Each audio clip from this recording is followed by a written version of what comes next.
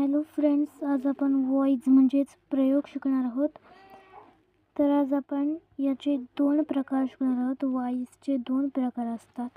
एक म्हणजे active voice आणि दुसरं म्हणजे पॅसिव्ह वॉइस. ॲक्टिव्ह वॉइस म्हणजेच कर्तरी प्रयोग आणि पॅसिव्ह वॉइस म्हणजेच कर्मणी प्रयोग. तर बघा, आज आपण हे दोन्ही प्रयोग शिकणार आहोत. एकदम मराठी सोप्या भाषेत मराठीत शिकणार आहोत. त्याच्यामुळे हा व्हिडिओ लास्टपर्यंत बघा. तर बघा, इंग्रजी भाषेमध्ये ॲक्टिव्ह वॉइस म्हणजेच कर्तरी प्रयोग आणि पॅसिव्ह वॉइस म्हणजेच कर्मणी प्रयोग असे दोन प्रकारचे आहेत.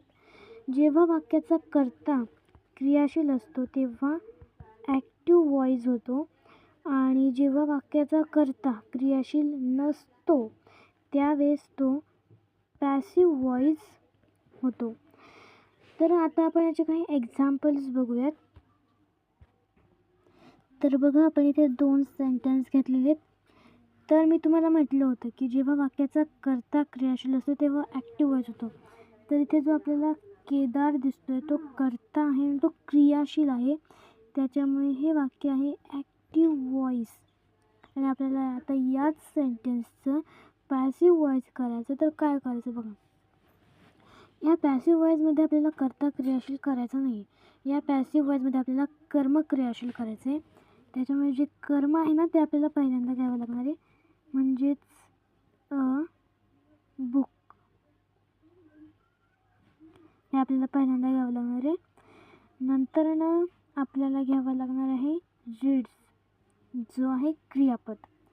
तर इथे आपल्याला सांगितलेलं आहे की जेव्हा आपण क्रियापद घेणार ना तेव्हा त्याचं आपल्याला V3 म्हणजे वर्ब 3 घ्यावं लागेल. रीडचं वर्ब 3 हे रीडच आहे, तर त्यामुळे आपल्याला इथे रीड घ्यावा लागणार आहे.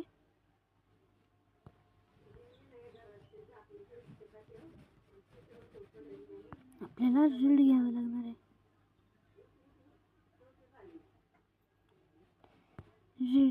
रीड्स घ्यावं लागणार नाही, कारण की आपल्याला इथे कर्म क्रियाशील करायचं. ओके, आणि त्यानंतर आपल्याला घ्यायचं आहे कर्ता.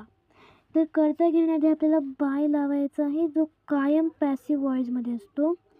त्याच्यामुळे वाक्य होईल a book read by Kedar. हे इथे आपलं पॅसिव्ह वॉइसचं सेंटेन्स होईल. आता पुढचं सेंटेन्स आहे ही रायटेस अ लेटर. तर यामध्ये आपल्याला सगळ्यात पहिल्यांदा कर्ता दिसतोय जो आहे ही, नंतरचं कर्म आहे अ लेटर आणि क्रियापद आहे रायटेस. तर आपल्याला कर्मणी प्रयोग म्हणजेच पॅसिव्ह वॉइस जर करायचं असेल तर आपल्याला पहिला कर्म घ्यावं लागणार आहे. सो आपण पहिल्यांदा कर्म घेतलं. कर्म आहे अ लेटर. लेटर. आता हे वाक्य साधं वर्तमान काळ असल्याने आपण इथे इज घेतला, बरोबर. इज घेतला आणि रायटेस. तर बघा, पहिल्यांदा असतो राईट, नंतर असतो रॉट, नंतर असतं रिटेन, बरोबर. तर इथे आपल्याला रायटेस दिसते आणि मग आपल्याला त्याचं V3 जर घ्यायचं असेल तर तो आहे रिटेन. सो आपण इथे रिटेन घेतलं.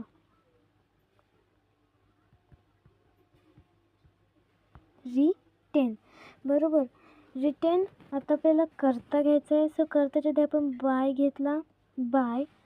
आता मी तुम्हाला म्हटलं होतं की जेव्हा आपण कर्ता घेतो तेव्हा त्याच्या आधीचं जर नाम असेल तर नाम घ्यायचं, पण जर काही ही, शी, इट, ते असेल तर आपण त्याची द्वितीया घ्यायची. आणि इथे हिची द्वितीया आहे हिम, त्याच्यामुळे आपण इथे हिम घेतलं. ओके, तर ही रायटेस अ लेटर याचं पॅसिव्ह वॉइस होईल a letter is written by him. तर बघा, आपण मागे एक सेंटेन्स घेतलं होतं ही रायटेस अ लेटर. त्यामध्ये हिची द्वितीया आपण हिम घेतली होती. त्यानुसार आता इथे काय आपल्याला एक तक्ता दिलेला आहे ॲक्टिव्ह आणि पॅसिव्ह वॉइस करण्याचे नियम, आणि त्यासाठी तुम्ही ह्या तक्त्याचा उपयोग करायचा आहे. तर बघा, ॲक्टिव्ह वॉइस आणि पॅसिव्ह वॉइस यासाठी तुम्हाला काही काही एक्झाम्पल्स दिलेले आहेत, तुम्ही त्यासाठी तो शब्द वापरू शकता. तर इथे बघा आय दिलेला आहे, तुम्ही आयसाठी बाय मी वापरू शकता. वी दिलेलं आहे, वीसाठी तुम्ही बाय अस वापरू शकता. यूसाठी तुम्ही बाय यू वापरू शकता. ईसाठी आपण बाय हिम वापरू शकतो, जसं आपण या मागच्या सेंटेन्समध्ये वापरलं होतं. शीसाठी तुम्ही बाय हर वापरू शकता. देसाठी तुम्ही बाय देम वापरू शकता. यासारख्या तुम्ही तक्त्यांचा अभ्यास करू शकता. त्याच्यामुळे तुम्हाला ॲक्टिव्ह व्हॉईसचं पॅसिव्ह व्हॉईस करायला अगदी सोपं जाईल, जे तुमचं 100% सोपं होईल. त्याच्यासाठी तुम्ही या तक्त्याचा उपयोग करा. आणि आता आपण पुढचे काही सेंटेन्स बघूयात, जेव्हा तुम्हाला आणखी जास्त समजेल. तर मित्रांनो, मी आज तुम्हाला सिम्पल टेन्सचं पॅसिव्ह व्हॉईस कसं करायचं हे शिकवलं. तर आता मी त्याच्यावरूनच तुम्हाला काही सेंटेन्स दिलेले आहेत. तुम्ही त्याच्यावरून मला पॅसिव्ह व्हॉईस करून कमेंट करा. आणि जर तुम्हाला पुढचा व्हिडिओ हवा असेल तर लाईक करा, शेअर करा आणि कमेंट करा. या 6ही प्रश्नांची उत्तरे मी कमेंट पाहणार आहे, मला हवी आहेत. सो जर हा व्हिडिओ आवडला असेल तर नक्की शेअर करा, लाईक करा, सबस्क्राईब करा, जेणेकरून मी पाठवलेल्या व्हिडिओची सर्वात पहिली नोटिफिकेशन तुम्हालाच येईल. थँक्यू.